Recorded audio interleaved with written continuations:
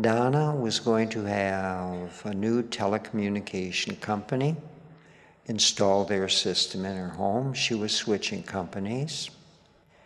And so the next day, a young phone rep came, and he came to her home. Brian was his name. So she took him to her office and let him size up the place, decide, okay, what kind of equipment she got here and all this, what are we going to do about it? In the meantime, Donna's running around as quick as she can, straightening things out, moving things here and there because it's her office. And there are going to be things around it, and she calls it cluttered, so it was cluttered. Brian looks around, and then Donna had all kinds of stuff in there. She had watercolors, art reproductions, photos, road maps, famous groups, I don't know what, musicians, I don't know. And then Chinese medicine books and medicine, and overloaded bookcases. And then Brian asked, he said, "What's ECK?" Well, her new telecommunications company had letters too, and so she's thinking alphabet like that, you know, ECK. She couldn't tune in right away, and then he says, "Those masters, who are they?" And then he was pointing to the chart with ECK Masters on it. And so Donna said, "Those are my teachers." And then she, told him all about Hugh and about the Mahanta, also who is the inner master and so on, told him the whole works. And he said, "I got a story for you I'd like to just tell you." And he then told about his experience with the tornado. This was in Moore, Oklahoma, May 20th, way back in 2013. And he was in his home when the announcements and the warnings came. And so the first thing he did, he got his family in the car. They said, "We're going to run away from this. We're not staying here," because it was reported to be quite a large tornado. And so they take off driving. They started driving. Everything's gridlocked. Can't go anywhere. So he doesn't know what to do. He goes back home. Now he unloads his wife, 2 babies, his mother, and grandmother.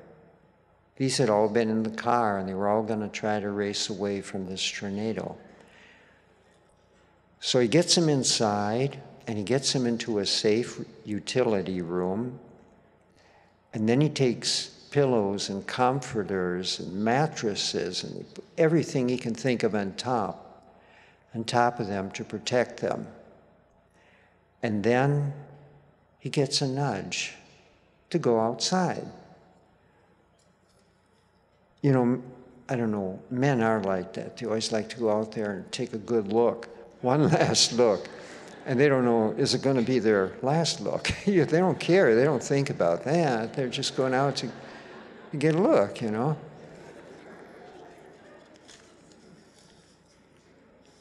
as if they're going to do something about it.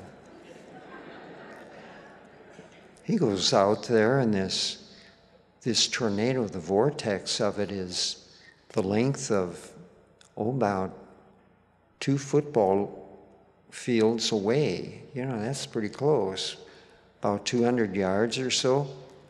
And he's out there, and then he throws his arms up into the sky, and he said, "Oh God, please have mercy on these people. They're good people. All they've got is their homes.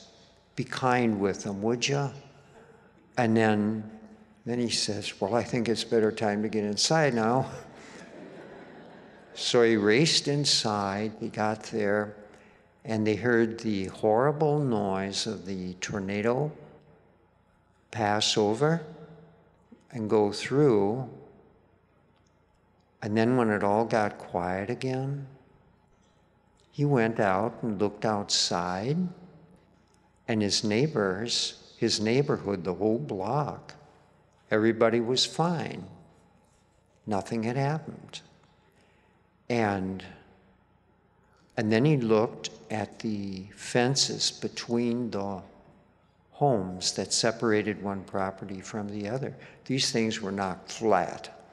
And he's sitting there wondering, now how did this happen? There were 124 people who had, 24 people had been killed in this, so it was a serious storm. The winds had been 210 miles per hour, and the path on the ground was 1.3 miles wide. Now this was a big vacuum sweeper. It was a biggie. And it was one of the strongest tornadoes on record.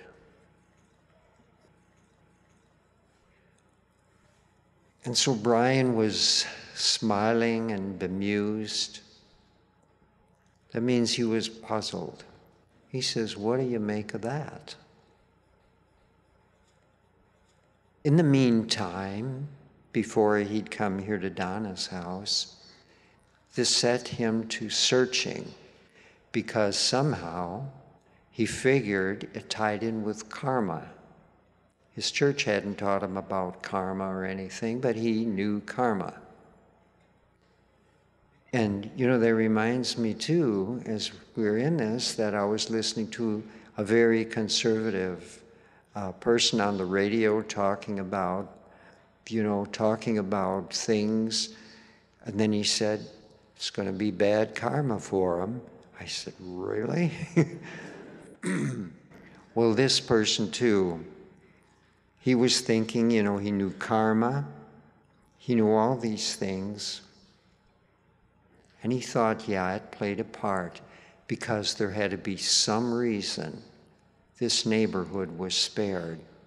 No, he didn't go around patting himself on the back and said, hey, God heard me, God heard me. No, he didn't, get the big head or anything else. He just said, they were good people. They are good people. So God spared them. But he had known also about karma, and he suspected there was more to this. Now, he'd heard about Eckankar in the past, but he hadn't ever paid much mind. But now he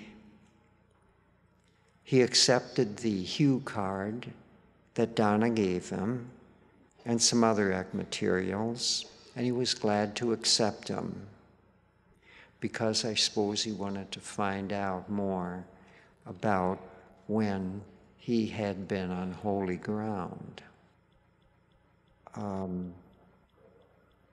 Some of your stories, I just enjoy having a chance to pass them along.